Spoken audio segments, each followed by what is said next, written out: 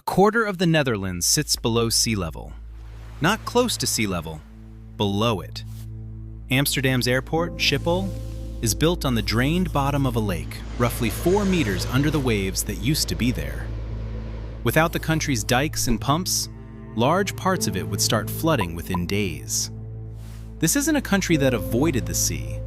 It's a country that fought it, lost repeatedly, buried thousands of its own people because of it, and then engineered its way into becoming the safest low-lying nation on Earth. This is how they did it. Before there were dikes, there were mounds.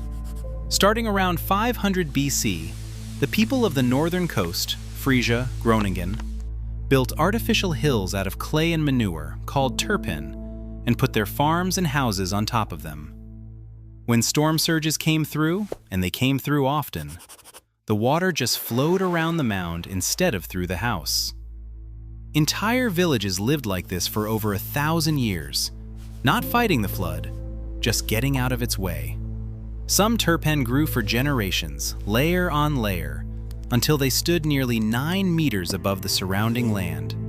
Man-made islands in a landscape that flooded on a schedule. Mounds only protect the people on top of them. At some point, someone realized the actual fix was to keep the water out entirely. Build a wall around the land. But a dike is only as strong as its weakest meter, and one farmer can't wall off the sea by himself. So starting in the 13th century, Dutch communities formed waterschappen, water boards.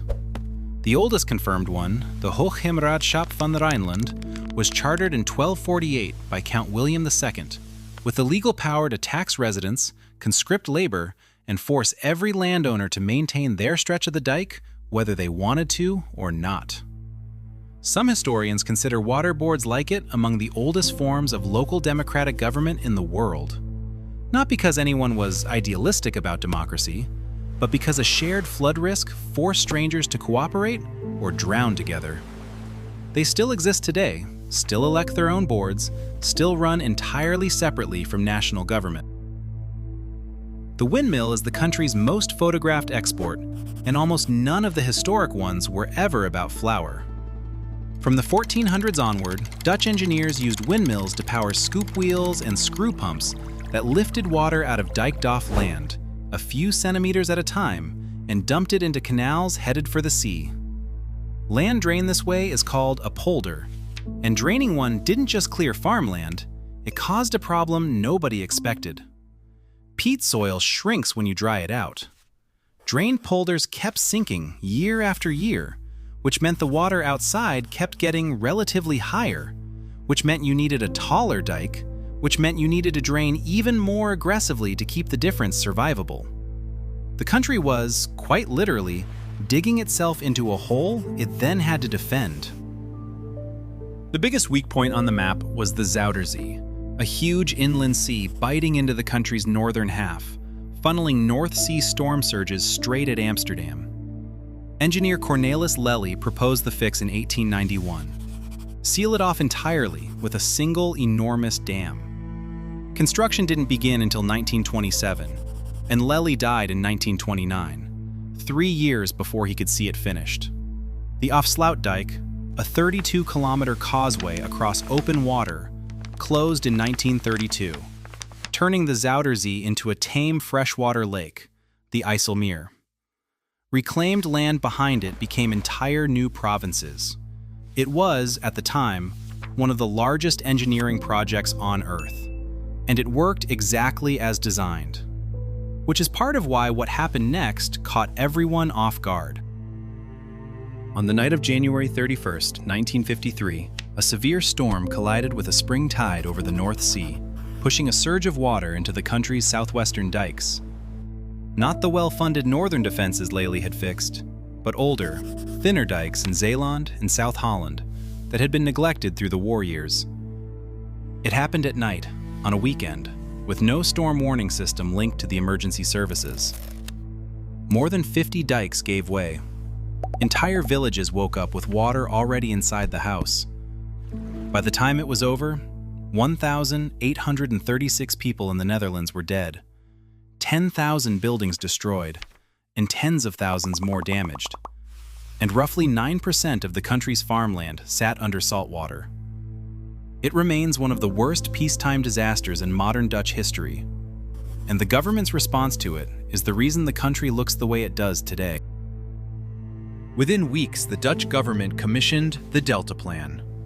Seal off the entire southwestern river delta with a chain of dams, storm barriers, and floodgates, engineered so nothing like 1953 could happen again undetected. Construction ran from 1954 all the way to 1997, a 43-year national project spanning generations of engineers. Its final and most striking piece is the Maeslantkering, two enormous curved steel gates, nearly as long as the Eiffel Tower is tall, that sit open year-round to let ships pass and swing shut automatically the moment a computer system predicts a dangerous storm surge. Deliberately built so no human makes the final call, because the risk of hesitation or error was judged too high.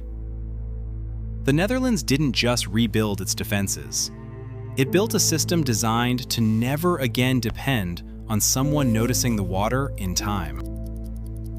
The most recent chapter is a philosophical reversal.